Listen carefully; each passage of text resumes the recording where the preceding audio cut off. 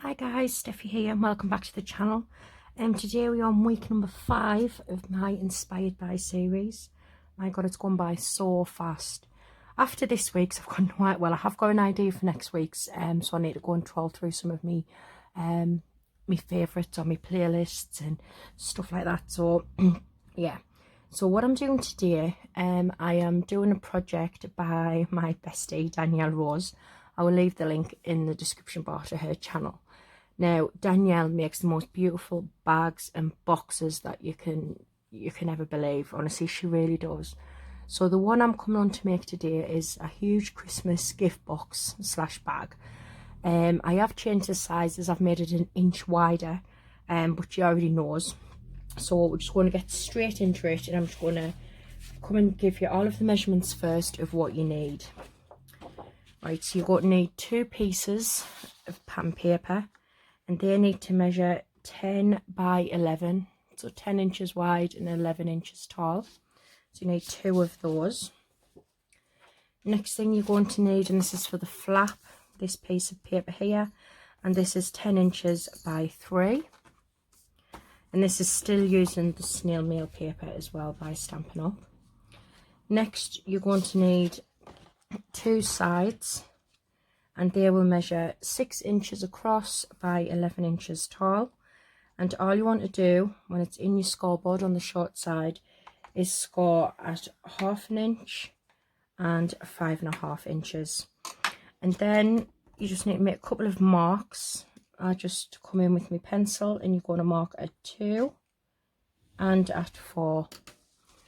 So if you can see them little marks, I don't know if you can see them. Oh yeah, there you go. So I've made 2 little marks there. That's because we're going to do some additional scoring.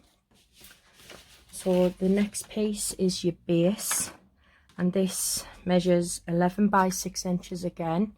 Then all you want to do on all 4 sides is score it at 1/2 inch. Okay, so that's all you need to do for the base.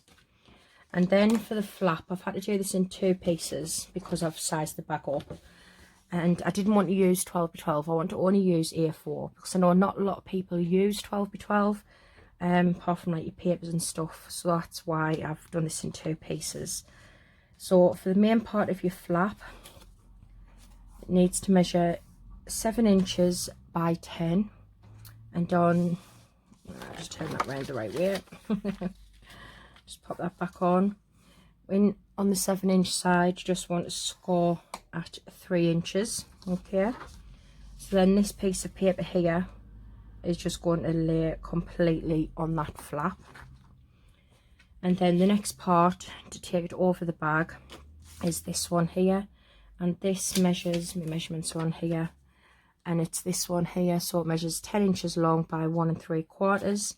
And then on the short side, you just want to score it at 1/2 inch. Okay, so that's all of our measurements. So I'll just move my scoreboard out of the way. I'm just going to bring my mat in. So what we're going to do, we need to do some additional scores on the 2 side pieces, the ones where we marked it at 2 and 4 at the top. So all you're going to do is you're going to take your ruler and line it up with that mark, and then bring it right down. Sorry, I don't know if you can see. There we go. So you just want to mark it like that, and then just score a couple of times down on that one, and then you just want to do it again, line it up on that side, and score a couple of times down there. Okay, I'll fold it and I'll show you what I mean. So you just want to bend these in just like that, and you come in with your bone folder just to give it a nice crisp burnish. So all we're going to do now is we're going to burnish on all of the score lines. So on these you need to make sure that it comes in like that. Okay, honestly, if you want any inspiration for bags and boxes, Danielle does do some beautiful things. Bags and boxes. I'm not very good at bags and boxes, if I'm honest. I'm more of like me albums, me TNs, my chipboard things, but Danielle does make some really beautiful things. So this one was partly scored. So again, like I said, I put me tape on the 1/2 inch strips, both of these at the bottom, and that's just for when we put the bag together, the box bag. Danielle does a lovely beautiful bow on the top of hers, but I'm not doing that on mine, just because I haven't prepped for it, to be honest. And then we'll come in, get rid of all of these sticky notes. Just going to fold and burnish on all of these. Like I said, honestly, it's so easy and such a nice little project as well. Well, I'm saying little, it's actually going to be quite huge. It's going to measure 11 inches tall by 10 inches wide, and I've made it the extra inch bigger because what I'm doing with this box is, I'm going to pop this inside, so it'll be a nice little gift box to put it in and a nice way to gift it to somebody up here. So then just on the flaps now, just one more, and then that's all of the scoring done. And again, I've put the tape on the 1/2 inch tab there where it's going to join, and also I meant to say on the box as well, I put it on all of them. So doesn't matter which bit you start with, might as well start with the flap, and on that tab I'm just going to notch slightly. Just makes it easier when you're putting it all together. I don't see where's my pokey tool, and then just take off. I'm going to work from this side because when it's being right-handed, I work a lot better this way. And all we're going to do is just line that up, making sure you don't go over the score line. Mine's going on a bit cockeyed, a little bit up here.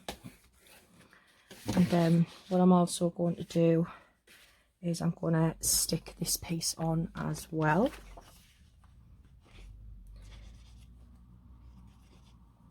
And so these are ideal for so many different things. These bags, you can put so much stuff in. You could put some pyjamas or stuff like that in if you've got stuff for someone for a birthday, or you know, it's just beautiful. And I've been meaning to make one of these for a while. I did do some little testers.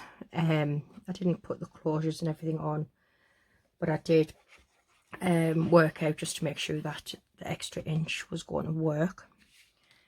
So this just lays right on top of the card.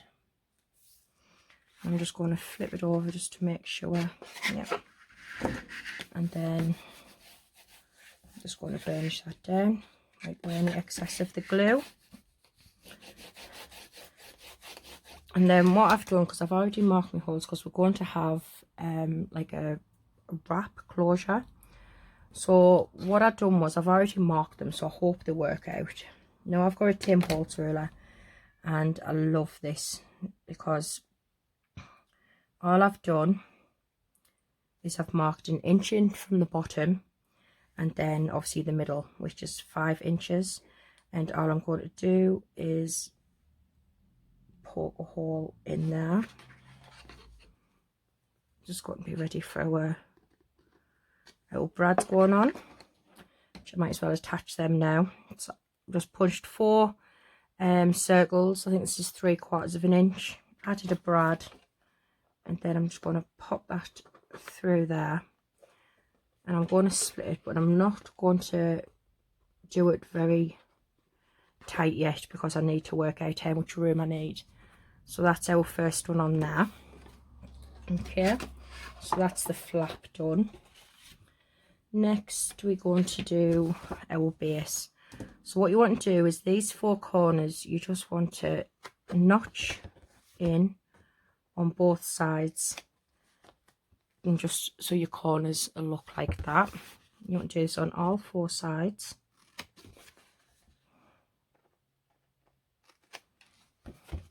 And a bit difficult was already having the tape on, but you could do this before you put the tape on. I was just trying to prep as much of it as I could, so it wasn't going on for ages. I mean, it is a big project, but I mean, I do love it. It's such a really easy thing to come together.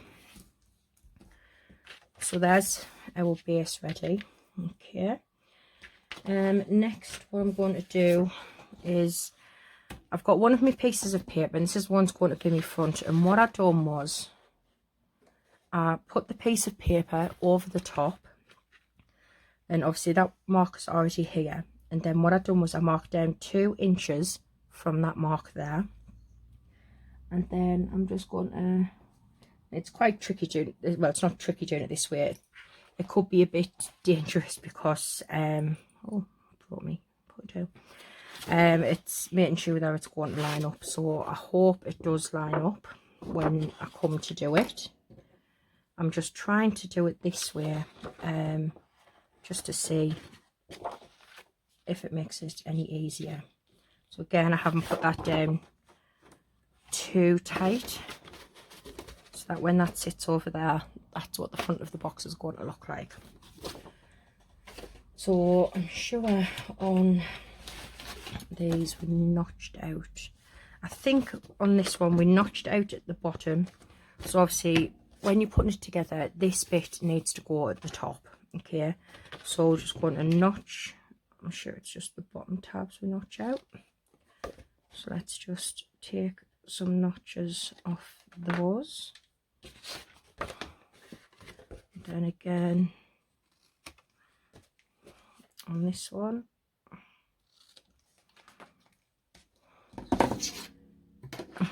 How is everybody? Are you all doing well? I'm kind of feeling a bit like it's just Groundhog Day. I just, you know, like I'm not even crafting as much as what I normally do. And I don't know, sometimes I just really can't be bothered. That's won't be the be all and end all. That is literally it. I'm just a bit lazy, to be honest. But sometimes you're just like, oh, what do I want to do? Why do I want to do this? And oh, yeah, but never mind. Right, so what we're going to do is you're going to have one of your papers. Make sure it's the orientation is going the right way, and then the other piece of paper is just going to attach on that side. And then for the sides, what we'll do is we're going to attach them onto there. So I'm going to attach all of them and then I'll be right back. Right, so once you're done, you'll have something that looks like this. Now I have gone off a little bit on my back panel here. It isn't quite straight, but because it's the back, I'm not too bothered. So now for the easy bit of assembling. So I'm just going to turn it this way, and then basically all we're going to do is take off that backing paper, and then we're just going to line that up and we're going to stick it down. I will try and get it in shot as best as I can. So I'll just take off this release paper first, and you can use glue or whatever you want really. So basically you're just going to pull this up like this and match it up at the top, and then it should just sit nicely on the side of the bag. Okay, you can get your bone fold in later, and you just want to basically do that on all of the 4 sides. Let's just take off this release paper. So again, like I said, I'm not really getting it into a decent frame, and for that I do apologise. Then you just basically press that down, and there's the front of our bag done. So next, all we're going to do is we're going to do that on these 2 sides as well. I'm going to do one side at a time, because with it being tape, I don't want to risk the other side sticking down and then not matching. This one goes over a little bit at the top, but that's because my paper As you can see at the bottom on here, I've missed it by quite a bit on that side, but it shouldn't harm it. I can always come in and trim that. And then last but not least, we've got this side here. I mean, you can see, I know I've done a lot of the prep, but the actual assembly of this box, Danielle's made it so easy for us. And, you know, she's just, yeah, she's done a really, really good job. So again, slightly off on that side as well. So that is our box. I mean, look at the size of it. It's absolutely huge. So now, before I put on the flap, I've got this beautiful gold cord trim. I'm just going to cut probably way more than I need. And before I tighten where this brad is, I just loosen it off a little bit. I want to put some of this round first, so I know it's going to stick, and then I'm just going to push them closed. Okay, I think it might be, I'm finding it easy to do it easier doing it on this than on the top flap. I'd rather be anchored on the bottom, and then it might be easier to just want to tie it in a knot. I'm going to tie it in a double knot just to make sure that it's not going anywhere. Make sure that knot goes underneath, and then just snip away at that excess. Now just leave this hanging, because this will be what we use to fasten the box up. So next we've got our lid. So obviously when you've got this, you can see it's gonna, you can move it in quite a bit if you want, if you want to. So what Danielle does is she puts it in the back, a flap all the way down until it hits that score line, okay, at the back. And then all she's going to do, all we're going to do, I didn't put any tape on this one ready actually, is we're just going to glue that down. So I will come in with my glue for this one. Sorry, I'm going right out of shot. Again, you could, oh, if I'd thought, I would have had double-sided tape on this one as well ready, and it would have made it so much easier just to take the flap off. Take the paper off even. So make sure you've got plenty of glue, and then just make sure it's all lined up, so you can push that over easy. Make sure it's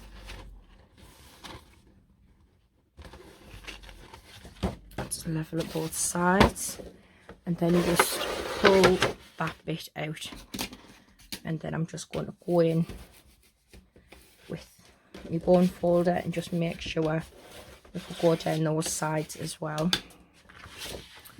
So then when you bring it over, that is how it's going to look. Now how beautiful is this? It really is. Now I'm just going to,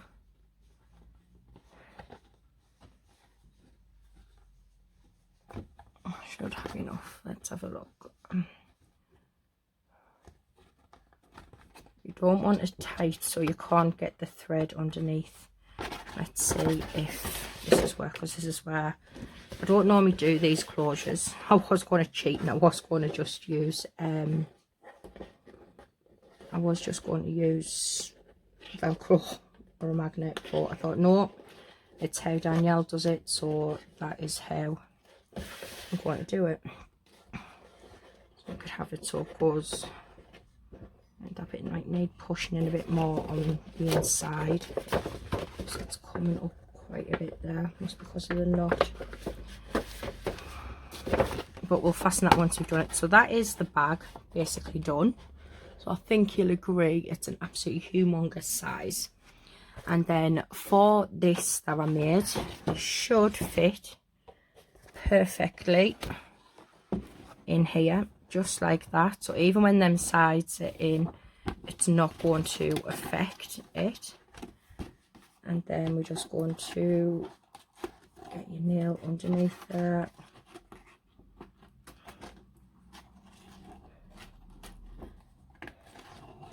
And then just cut off that excess.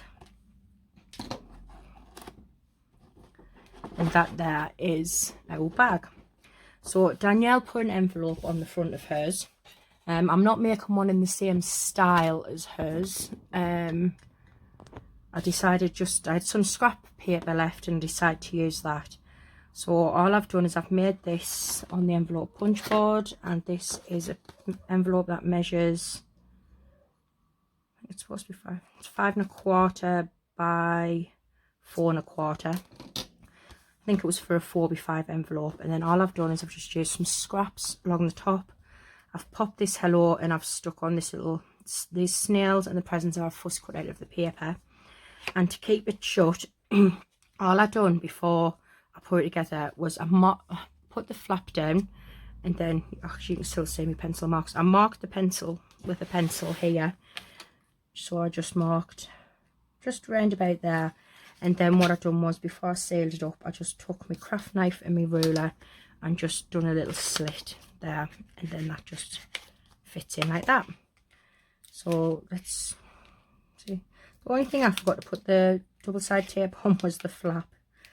Very, very silly of us, but never mind.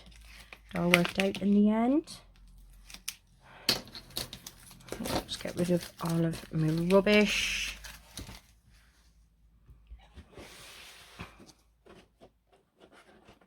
Not quite straight, and then all I'm going to do is just pop that about there.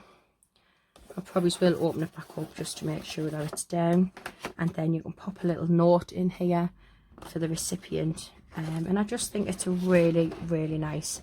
Danielle does a great tutorial, so I do recommend you go on over and check her out.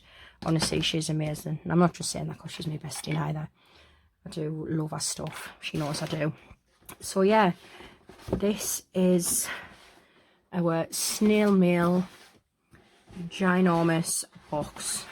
Like I said, it measures 10 inches wide. Oh, I'll put it down so you can actually see it. If that bit was to keep that, it would be fine.